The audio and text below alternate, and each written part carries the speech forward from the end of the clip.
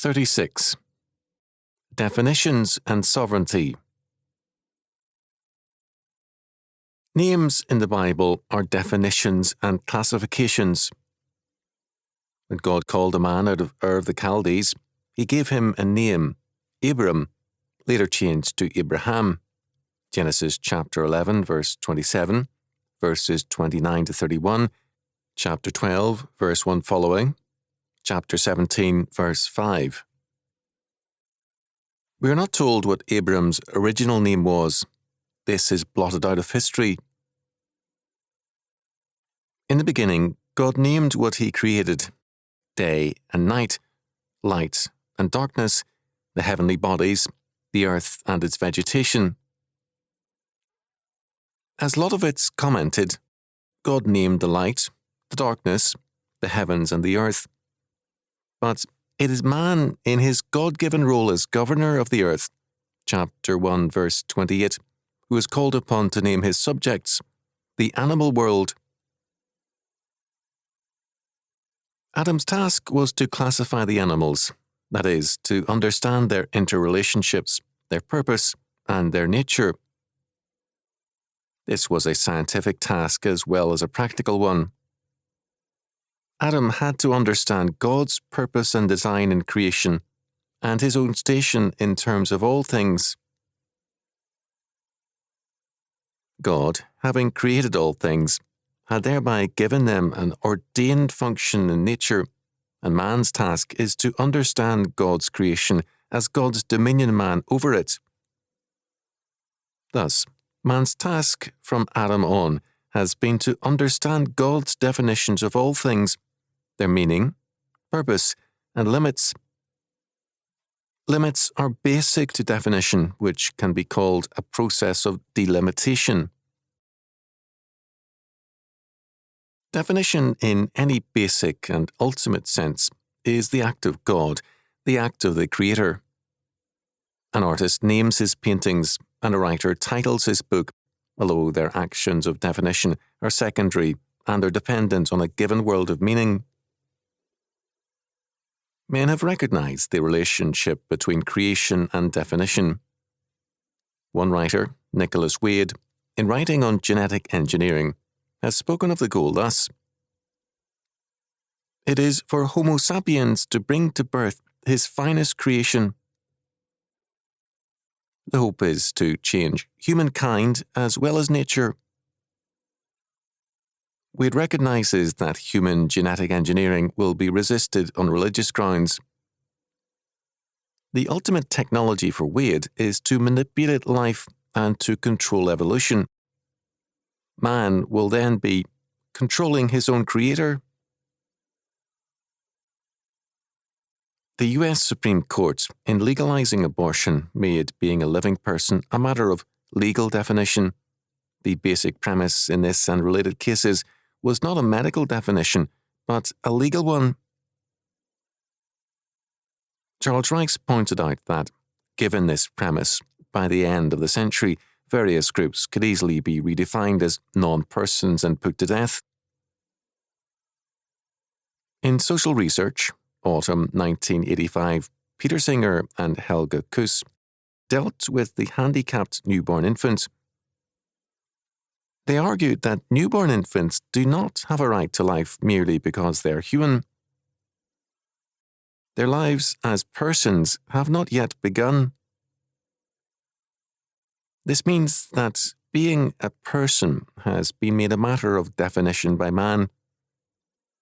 If a handicapped newborn infant is not a person, can it not be said that the senile elderly are not either? What about the sick or the useless? What is to prevent men from a definition of various races, nationalities, or religious groups as non-persons? When men take over the task of definition and make it an autonomous power separated from God's law, no man is safe from the peril of being redefined as a non-person. Already, millions of unborn babies have died because of this, and countless prisoners of state in Nazi Germany and the Soviet Union. The redefinition of man begins by separating man from God and by denying man's created status as God's image bearer. Man is thereby separated from an overruling and absolute law of God. He is absolved of moral responsibility. Scientific determinism began in the Enlightenment to separate man from God and to reduce man to a machine, or at best, a naturalistic determined being to whom ethics is an alien and mythical thing. This view was in time held by many peoples, including popular writers like Mark Twain, who wrote, "Man is not to blame for what he is.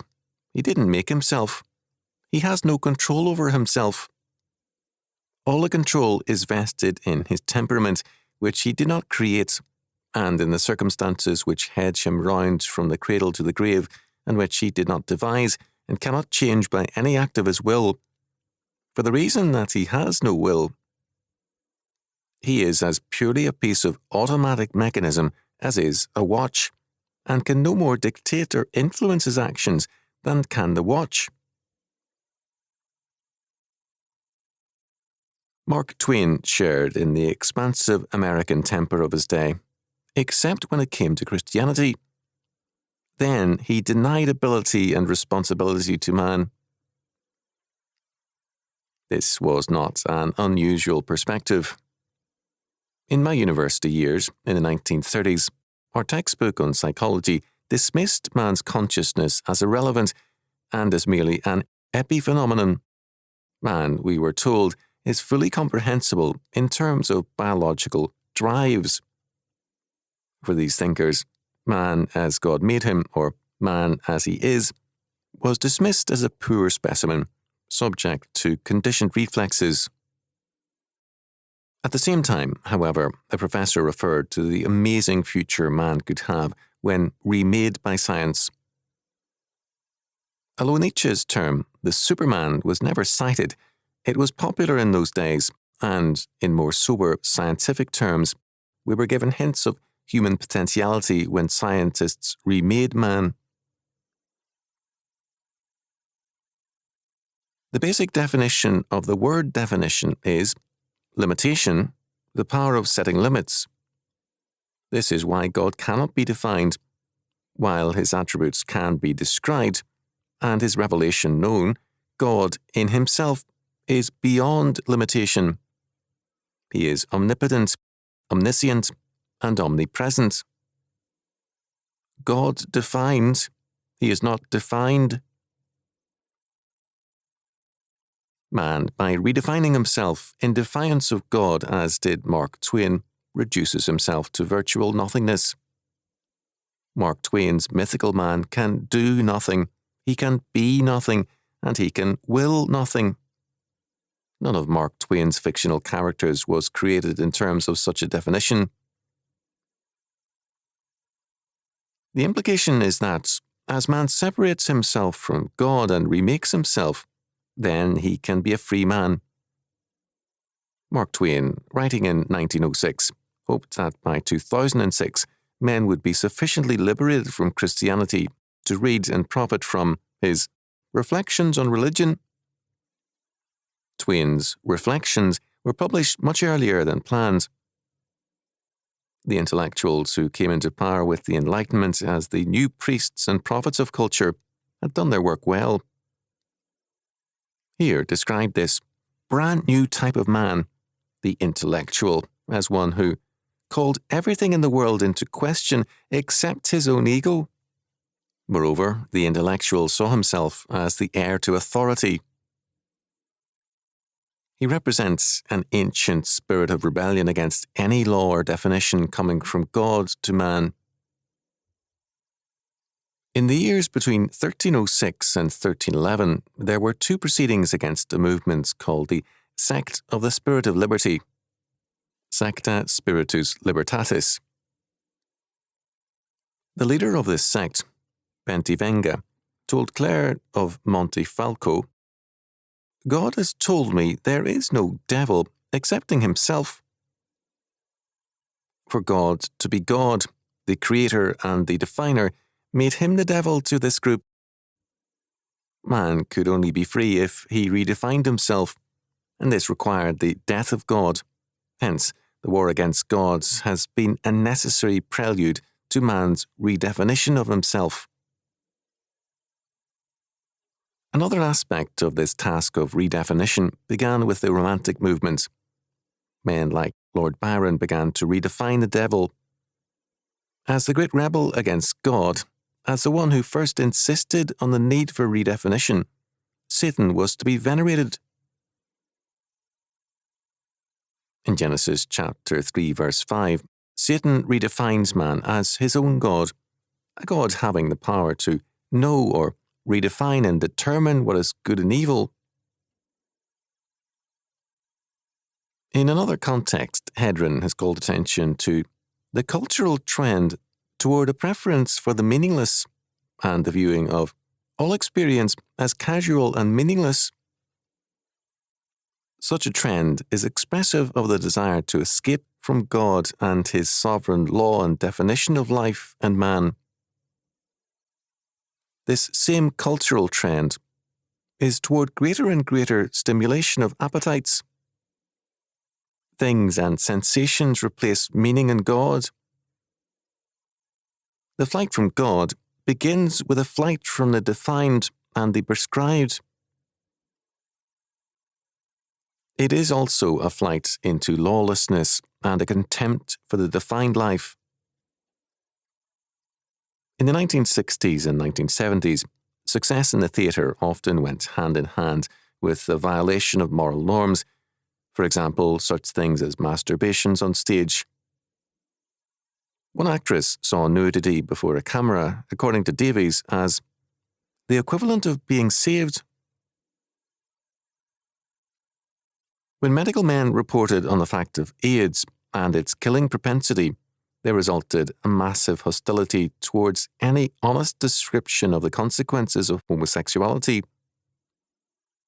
When doctors spoke of the perils of homosexual promiscuity, Michael Lynch, writing in Body Politic, a Canadian homosexual journal, declared, "Gays are once again allowing the medical profession to define, restrict, pathologize us." Note the objection to being defined. According to Ronald Bayer,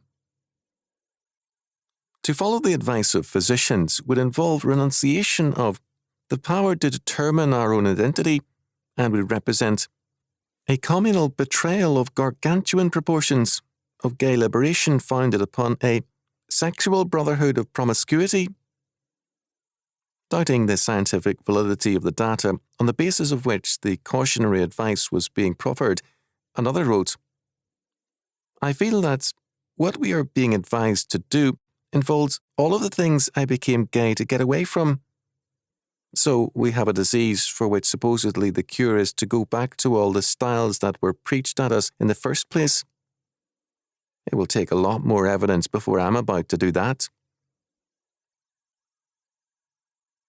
In a particularly vitriolic attack upon Jonathan Lieberson's essay on AIDS that appeared in the New York Review of Books, John Ritchie wrote, "How eagerly do even perhaps good heterosexuals impose grim sentences of abstinence on others?"